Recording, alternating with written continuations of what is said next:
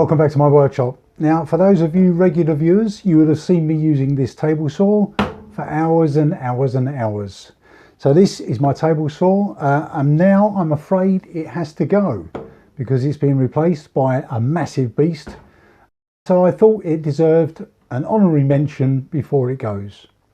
Okay, so what is it? It is a TS-200 Axminster Hobby Series table saw. Now this is a TS-200, which means it's got a 200mm blade. So basically it's an 8-inch table saw. It's got a cast iron table, it's got a sliding carriage, a mitre gauge, and when I first got it I made this insert, okay, for a router table. But because it's got to go, the first thing I'm going to do is take this off and put the original panel back in.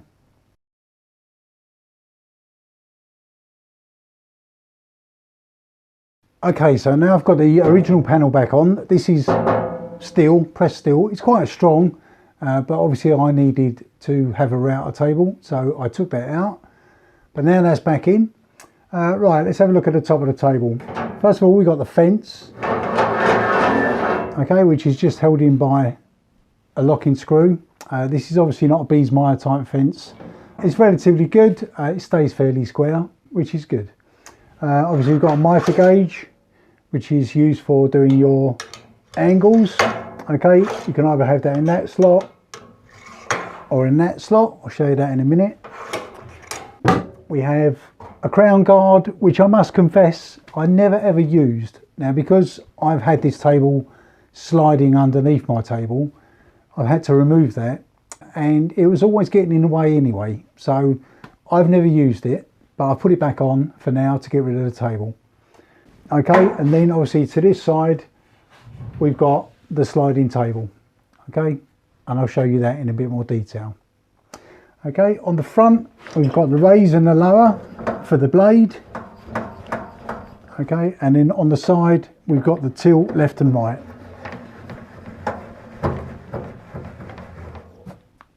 Okay, right, let's get this guard off and I'll show you a bit closer.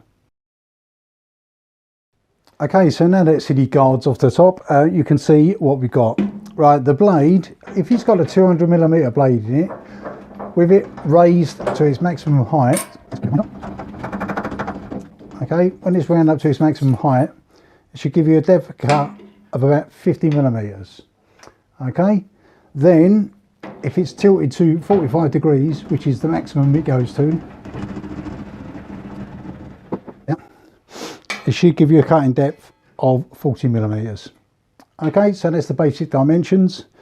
I never really rely on this gauge on the front for the angle. What I will use is an angle gauge, a magnetic angle gauge. Let me show you that. Okay, so rather than relying on this gauge here, which is on most table saws, but it's not all that accurate, I use one of these. Now this is a trend angle gauge or digital level box, and all you do is you literally put this on the table, so you know that's your baseline. You zero it, this goes to 0. Okay, then you stick it on your blade like this. Okay, and then you can, when you adjust it, you can make sure your angle is accurate.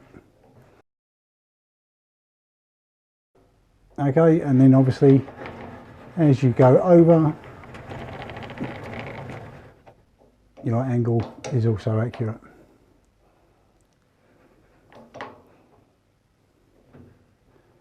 Okay, right, get one of them, they're excellent. Right, so that's the raise and the tilt. Okay, for the size of the actual table, the cast iron bit is 53cm by 40cm. Okay, and on this, if I can get this right to the end, with the standard setup, the safe cutting capacity, let's get this over here so you can see, safe cutting capacity is about 70cm. Okay, so in real money, it's about 27.5 inches. Okay, I never use it this big, but that's how big you can go.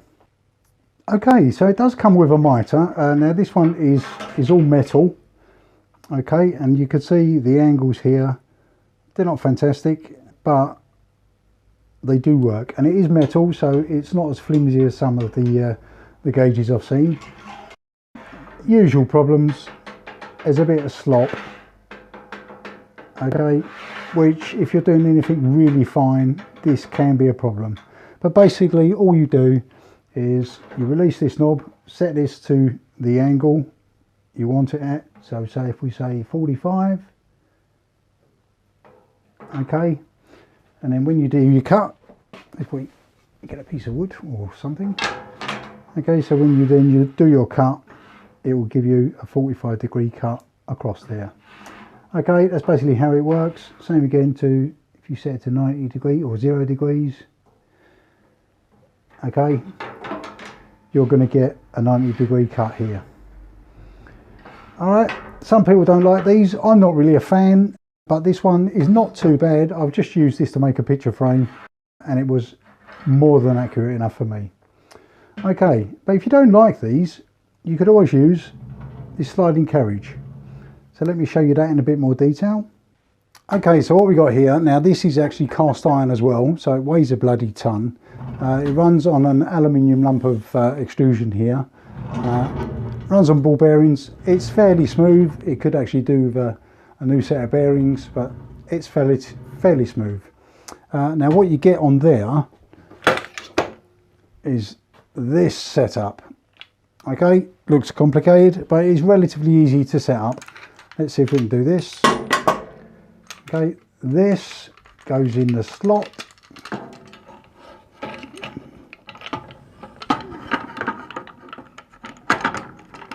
If I can. Okay, then this lines up with the hole in here. That's actually your hold down. Okay, then here, if you can see it, there's a little push up button. Pop. Okay, now you can change that, and that determines your 90-degree angle. Okay, so once that's up against there, this is in the slot and this is in the hole. Lock it in place, lock it in place, lock it in place. Okay, and then you can do your 90-degree turns. Okay, right, also on here we have an end stop. Okay, so if you want to do repeated cuts of a certain length, where's my bit of stick? Okay, you literally put this in up against the end stop. Okay, so if you're doing repeated sizes, put that down, that goes to there, you do your cut, you bring in your next piece of wood, same again, and another cut. Yeah, move it, tighten it, and again. Okay, so that's quite handy for repeating cuts, and then when you're not using it, it can just go out the way. Now this is obviously a hold down, and you literally just screw it into place.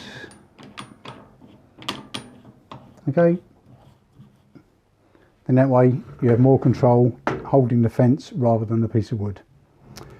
Right, also this can be set to different angles.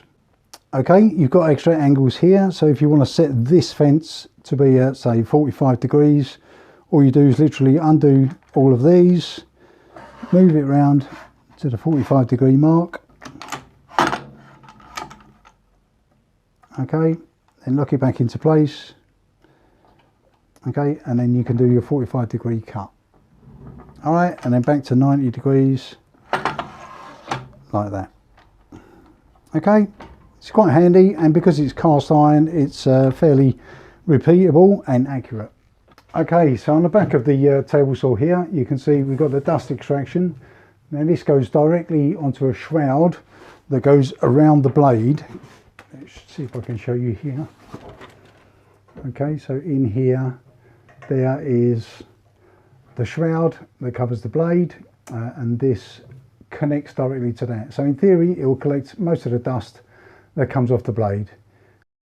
It's okay, but it's not fantastic. It could be a hell of a lot better. Okay, also on the back here, we have obviously the details. So it's models TS-200 basic, product code power 1.1 kilowatts, blade 200 and a 30mm bore. Okay, so that means, let me show you. Okay, so it's 200mm across and a 30mm bore in the middle. Okay, and this is bigger. Okay, what else have we got? Maximum depth of cut 45 degrees is 40mm. Maximum depth of cut 90 degrees is 58mm. That's about it. Okay. Okay, as it's a relatively low powered saw, it obviously runs on a normal standard household 13 amp plug. Okay, so there's no need for a 16 amp plug with this. Right, it wouldn't be much of a review if I didn't actually cut something. Let's find some wood. Okay, so just for the purpose of this, I'm going to cut a small piece of MDF. You'll be able to hear the motor, which I think is an induction motor, so it's quite quiet.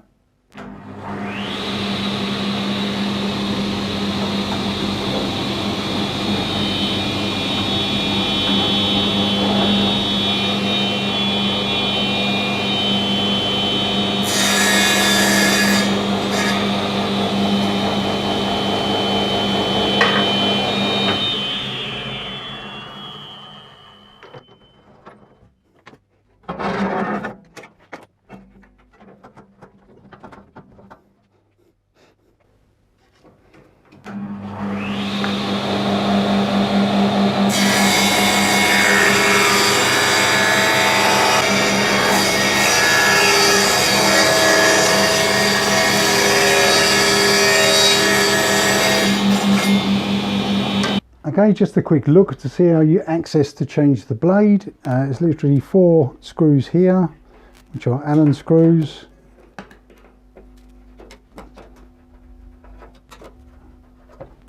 Okay, then this cover comes off and you can access the blade that way.